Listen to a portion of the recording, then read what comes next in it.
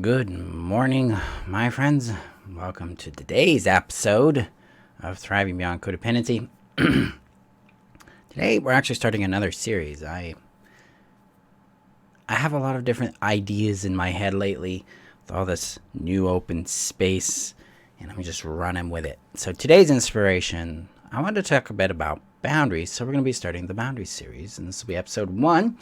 Now, if you're new to me, I'm Burtcher, and I help codependents rediscover their well-being and their happiness after narcissistic abuse. And I help them accomplish that through 3 specific approaches. The first one is to restore safety, sanity, and self so that they have foundation back to reality, back to connection with themselves, and back to safety. And then the second step is to come to know, love, and live who you are so that you can actually know, love, and live who you are. You actually go out and do life in a way that resonates with you.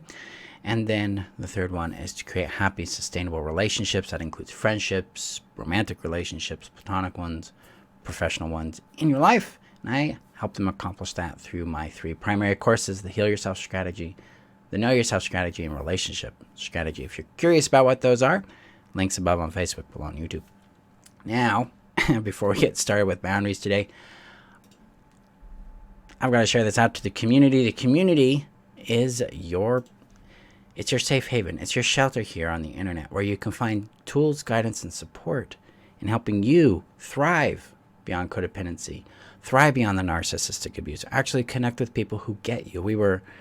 Last night we were in community hours, and several of the members had shared how good it felt for them to be seen and to be heard and to be understood in their experience, because a lot of people who've never been through this kind of mind-melting, reality-warping experience truly don't get it. They can't get it because they haven't experienced it. And so you can get that kind of support, that kind of witness, along with tools, guidance from me and other students and members in the community. The link is above on Facebook. It's below on YouTube. And if you're on YouTube, hit that subscribe button, hit that bell, and share this out, guys, with anybody you feel would benefit from it. So I'm going to click the button here and get it into the community. Ooh. And boom. All right. Boundaries. So episode 1 of the Boundaries series. Yes. All right. So what are they and what do they do? So most of the time in codependency, we don't have boundaries. Boundaries don't exist. They are a no-no. They are something that's met with a lot of aggression, attack, yelling, criticism, accusations, that kind of thing. Boundaries often are not regarded with respect. They are not regarded as a positive thing. And in narcissistic systems or in entitled systems, this is common. And the reason why is because of entitlement. Entitlement is the idea that I have a right to something from someone else that I actually do not have a right to. So if I'm walking down the street and I see person A has a cookie and I feel entitled to said cookie, I'm going to go over there, hey, give me that cookie, that's mine. We think, a person with entitlement thinks that the thing, the person, place, or thing the other person is, does, or has, or whatever is over there in their yard, we think is ours. The entitled person would think, that's mine, I have a right to it. And this is born out of immaturity. It's born out of disrespect for self and for other. They've not come to understand consent. They've not come to understand privilege. They've certainly not come to understand individuality and inherent limits. A lot of times people with entitled attitudes have been enabled in their life and doing pretty terrible things to others and getting away with it. Consequence and consequence, and there's another word here. Come here, brain. All right. Well, consequence itself has not been allowed to teach them. They people enable them. They protect them from the consequence, that kind of thing. So in light of this, boundaries are seen as something as a attack on that person. They're like, oh, so boundaries, so you don't trust me, or you blah blah blah, and like I have a right to this, or how you're selfish is the big one. You're being really selfish, by saying this or doing this, or wanting this or not wanting this, that kind of thing. And these are attacks on boundaries. Now, what is a boundary? Fundamentally, a boundary is a container. That's it. It's a container. It's a structure, either in our minds or in the real world, which contains something. Now, boundaries are interesting because, or at least my approach to them is, I see boundaries as a container, and in that container are directions. Boundaries direct what we do and what we don't do, specifically what we allow into the container and what we don't. This allows us, when we approach boundaries from this angle, it's more like, is the thing I'm allowing into my container add to or take away from my well-being? If it's adding to it, it's respecting my container. It's respecting my yard. It's respecting me. If it's taking away from it, then it's disrespecting that. It's harming it. I need to reject it. I need to move it out of the container. So boundaries direct our behavior, not their behavior. And that's one of the biggest misconceptions in boundaries is I establish a boundary and they should do it. No. No, we don't make boundaries to direct other people's behavior. We make boundaries to direct our behavior. And the reason why is we have what's called natural powerlessness over other people's choices and actions. See, we are naturally powerless. We do not have power over choice and action of another person in their yard. The only place we have power, the locus of control as it's sometimes called, is in our yard. It's in what I choose. It's in what I do. And so boundaries are about what I choose and what I do, because that's where the power is.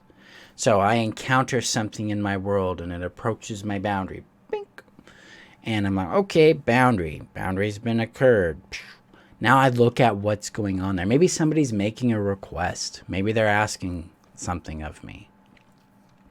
And I'm like, I can do that. That feels good to me. That adds to my well-being and happiness. So and then I open the boundary and they come in. Because boundaries are not walls. They're not this fixed thing that we have to, pound through or something. They're actually gates. They're actually ways into and out of that container that I mentioned a few moments ago. This approach to boundaries, hey, this adds to my well-being. Boom. Come on in. If it doesn't, nope. Doesn't add to it.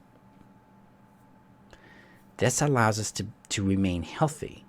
This allows us to manage our power and stay out of trying to control or change or fix other people too. Because when we internalize this, we come to inherently understand that, that's their yard. That's their feelings. That's their desires. That's their choice. That's their action. That's over there. I have no responsibility to that. That's theirs.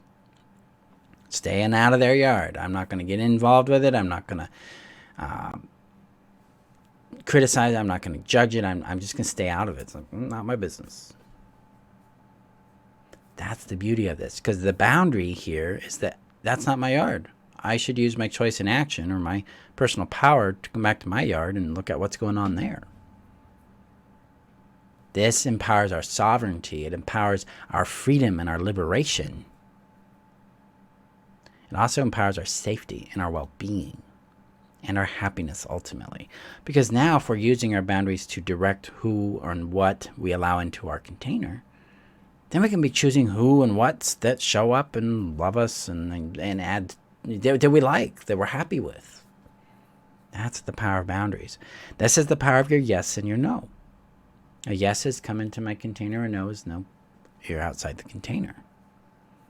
That's the magic here. And it's the simplicity of it allows us to become very pragmatic and responsive to real-time things. It's like, does this align with me? Do I like this? Do I want this? Do I have capacity for this? If the answer is no, then the answer is no. And they get to live with it. Because they're not entitled to anything from you. And if someone says no to you, you get to live with that. You get to receive that. It's like, yeah, okay, I can respect that. We can be disappointed and sad about it. We can honor our feelings about it, because that's going to happen. We really wanted something with someone and that doesn't happen. Yeah, that sucks. And generally, it's going to be okay too, because now we can direct ourselves towards other resources or that we have available to us. And that's really contextual on what we do, and it's contextual on the situation. But so boundaries are a container. And boundaries are there to help us understand what we want and what we don't, and to direct our behaviors as to whom we allow into and then move out of that container. So when I look and approach it at this way, it becomes easier to sense into your boundaries, because boundaries can sometimes they can be analytical. Like we have absolute deal breakers we're aware of. Like, I don't tolerate that at all, and this is just fine, whatever those might be. But boundaries, lived, alive, living boundaries are here in the body as well. The body's like, no. You get a gut instinct, something's off there. No, not that. Walk away from that person. Don't engage there. Something's off there. Boundary. Your container is signaling you like, this is not good for us. Boundaries also show up as that yes impulse. It's like, ooh, I like that. I want more of that in my world. Okay. That's a boundary too. Doesn't sound like a boundary, but it's a director. It's like, oh, this matters to me. I'm going to direct my time and attention and energy in that direction, which means I'm actually saying no to other directions. Boundary. So boundaries work for our well-being, our happiness. They put us in first position every time, because the proper order in relating is me, then you. I must understand and know myself before I can make an honest, consensual choice in respect to your request of me, for instance. Me, then you. That order allows us to be attuned to ourselves, attuned to our boundaries, to make better choices for our well-being and happiness, and allows others to experience an honest relating event with us. Because that's the goal. We're not here to please anymore. We're not here to make people happy anymore. It's more like, does this line up with what I want and need in my world? Do I want to do this? Do I have capacity for it? Does it add to my well-being and happiness? Those are the three questions. Do I want it? Do I have capacity for it? Does it add to my well-being and happiness? If you're answering any of those with no, you've got a boundary there. And you're just like, I'm going to go this direction. If you answer them all with yes, then come on in. Let's see what happens. This is how we make boundaries work for us. And this is what they do for us. They promote our well-being, our happiness. They're not selfish. Anybody that's coming at you telling you that your boundaries are selfish, that's your big red flag. Like, walk away. Walk away. Because they don't respect your sovereignty. They don't acknowledge your autonomy. They don't acknowledge the privilege it is to have you in their world. They feel entitled to something from you. And they're going to try to take it. And it sounds like they're going to try to take it by force by attacking you. The big red flag about maturity there. Hey, Jasmine. Yeah, good morning. You're welcome. You're welcome. That's boundaries right there. We'll explore more of it in this series and get some specifics in there and how principles and values and impulses work. So as we flesh this out over the rest of the year, because the way I bounce around, it's going to be a bit. But yeah, that's what I wanted to share today. That was what was inspired in me today. And so there you go. Thank you guys for showing up. Remember that you're worth knowing, loving, and keeping. Go gently with yourself in this journey beyond codependency. And I will see you guys in our next training video. Have a great day.